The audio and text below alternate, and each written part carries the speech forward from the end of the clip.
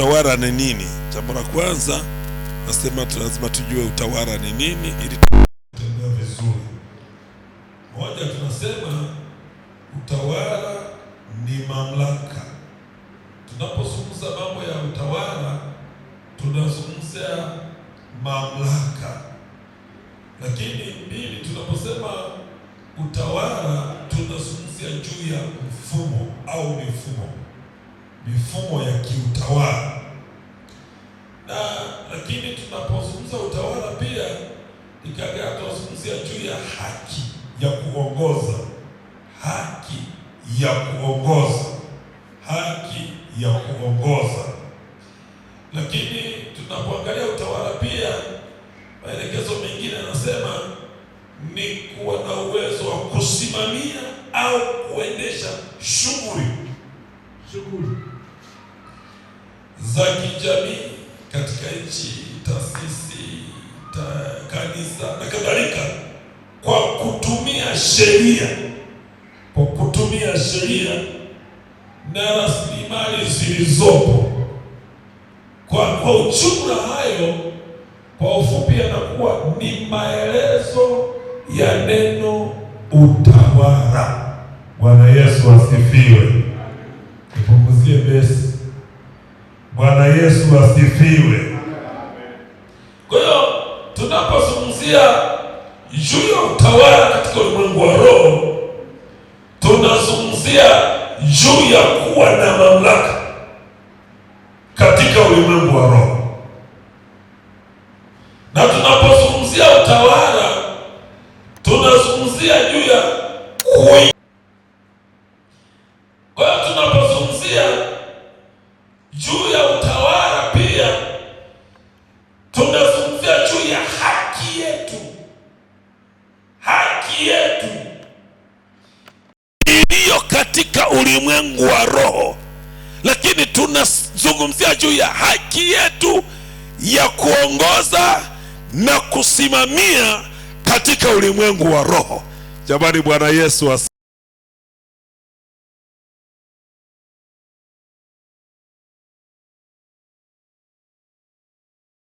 anaitwa Mungu wa dunia.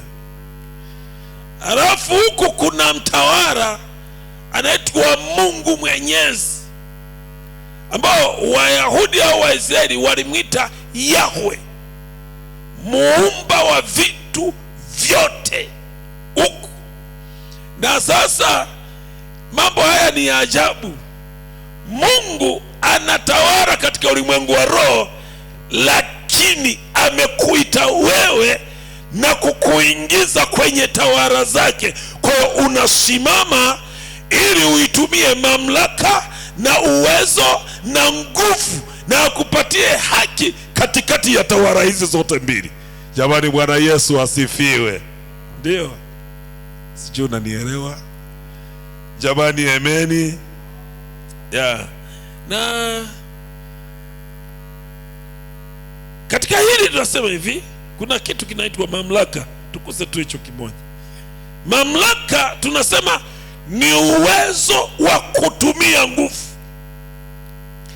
ya kufanya maamuzi na kutoa miongozo kwa ajili ya watu na eneo husika. Mamlaka ni uwezo wa kutumia nguvu ya kufanya maamuzi. Tunapozungumzia katika ulimwengu wa roho, maana yake tunapewa mamlaka. Ile mamlaka inayotenda kazi ndani ya waaminio inakuja na uwezo wa kutumia nguvu. Sijui unanielewa? Ya kutumia nini? Nguvu. Ipokuwa na tafakari haya, kumbe Biblia ina vitu vingi sana. Na wakati mwingine unakuta watu wa Mungu hawajaelewa waanzie wapi na watoke wapi, na wanaweza kunyanyaswa. Lakini kitu ambacho kimewekezwa katika maisha yako ni cha ajabu sana. Amen, amen. Amen, amen.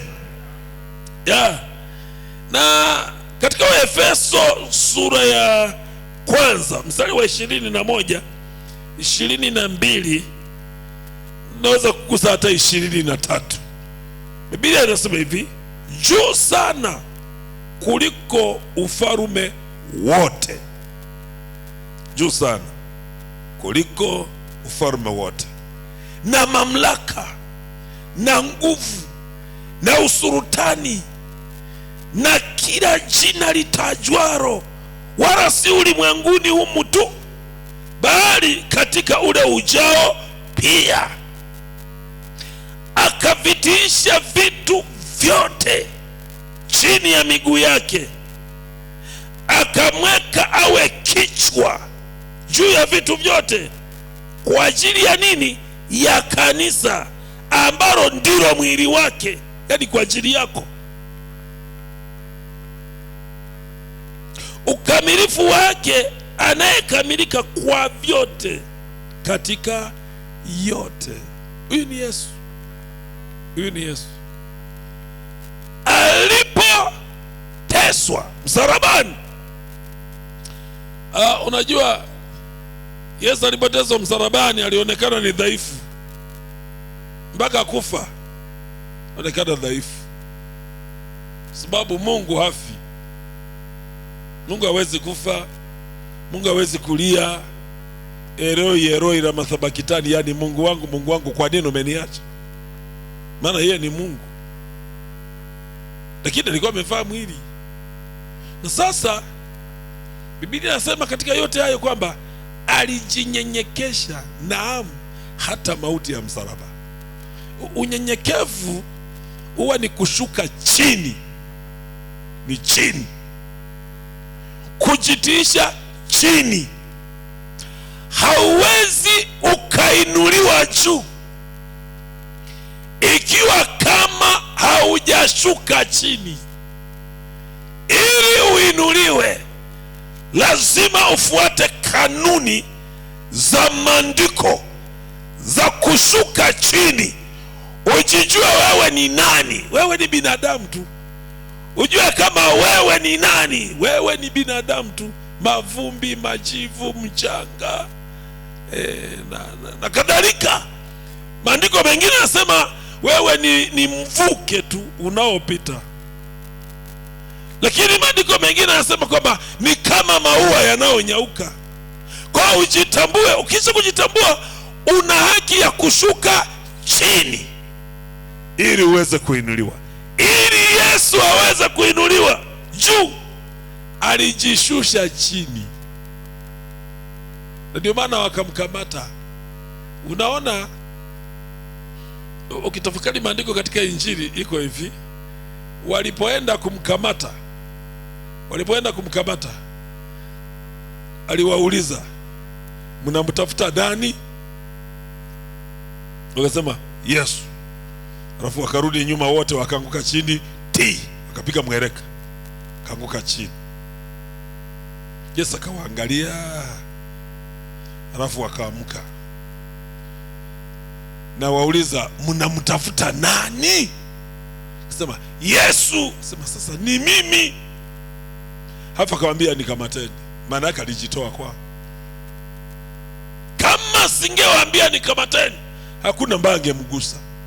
Hata huyu, hata mmoja, hakuna ambaye angenyosha mkono kumgusa, kumshika kwamba kamateni huyu. Yaani alikuwa ameshawashinda. Lakini ni kama kavua ule utukufu wa kutisha ili aweze kukamatika. Kwa nini? Analitafuta hili neno. Jamani, Bwana Yesu asifiwe. Na sasa baada ya hapo, sasa tunachokiona kwa Yesu hiki, akajinyenyekesha, akafa msalabani. Alipozikwa, ulimwengu, watawala wa wakati ule, hata ulimwengu wa giza, wakasema sasa jamaa amekwisha. Ndio maana unaona kwenye statement moja ya mtu mmoja katika Biblia, katika Injili, anawaambia jamani, fikia alikuwa Gamalieli, akasema jamani, aliwahi kutokea katika Matendo ya Mitume, katika Matendo ya Mitume. Jamani, aliwahi kutokea mtu mmoja anaitwa Yuda. Huyu akawa na wafuasi wengi wengi wengi wengi, lakini huyo Yuda alipotea, na alipopotea na kundi lake likasambaratika. Lakini akaja mtu mmoja tena anaitwa Theuda. Theuda akaona na kampeni kubwa ya watu wengi wakamfuata, akawa na wafuasi. Theuda alipokufa na kundi lake lote likafa. Sasa na hawa ambao wanamfuata Yesu, tuangalie tusiwe tunashindana na Mungu. Tuangalie tusije tukashindana na Mungu. Kama hili neno limetoka kwa Mungu litakufa, kama limetoka kwa Mungu halitakufa, lakini kama sio la Mungu litapotea. Jamani, Bwana Yesu asifiwe.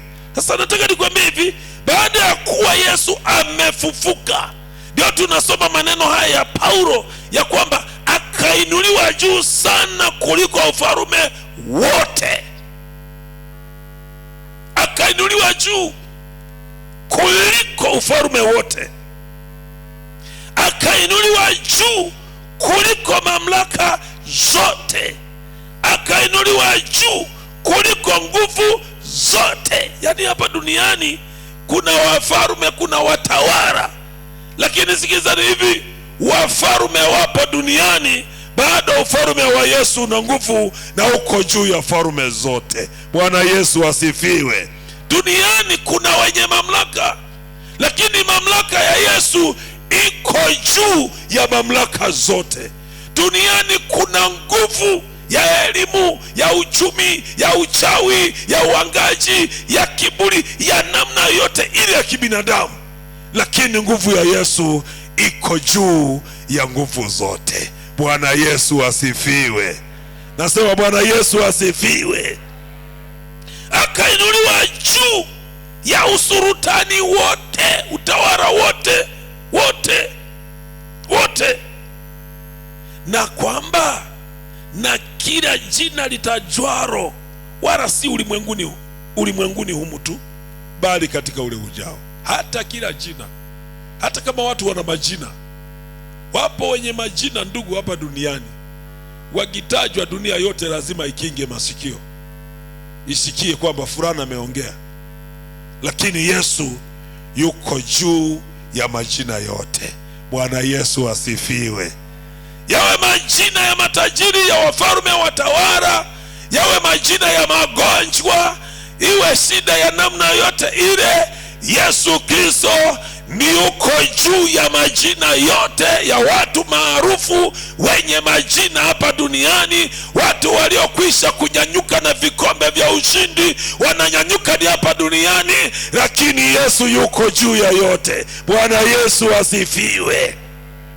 Ndio akavitia vitu vyote chini ya miguu yake. Vyote chini ya miguu yake, hakuna chochote cha kumupita. Vyote viko chini ya miguu yake. Akamweka awe kichwa juu ya vitu vyote. Lakini anasemaje? Anasema lile neno hii, kwa ajili ya kanisa. Hebu sema kwa ajili ya kanisa. Yaani hayo yote anayapata ni yake, yeye ni kichwa, amevitisha vitu vyote, uwe usultani, ufalme, nguvu, watu, vyote kwa ajili yako, kwa ajili ya kanisa. Jamani, Bwana Yesu asifiwe. Ndio maana tunazungumza juu ya kujenga uwezo wako katika ulimwengu wa roho.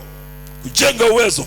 Kwa nini? Kwa sababu tunapata msingi mkubwa katika Yesu Kristo, ya kwamba chochote kile utakachokitenda katika ulimwengu wa roho kina msingi katika Yesu aliyekutoa dhambini. Na kwa kuwa huyu amekuokoa, basi na wewe ule uwezo ni wa kwako na umo ndani yako. Bwana Yesu asifiwe. Huwezi kusumbuka, huwezi kukata tamaa. Kujiona duni ni mwiko. Ukiwa na Yesu kuna uwezo, kuna mamlaka ya pekee na ya ajabu ambayo imetolewa kwa ajili yako, kwa sababu yeye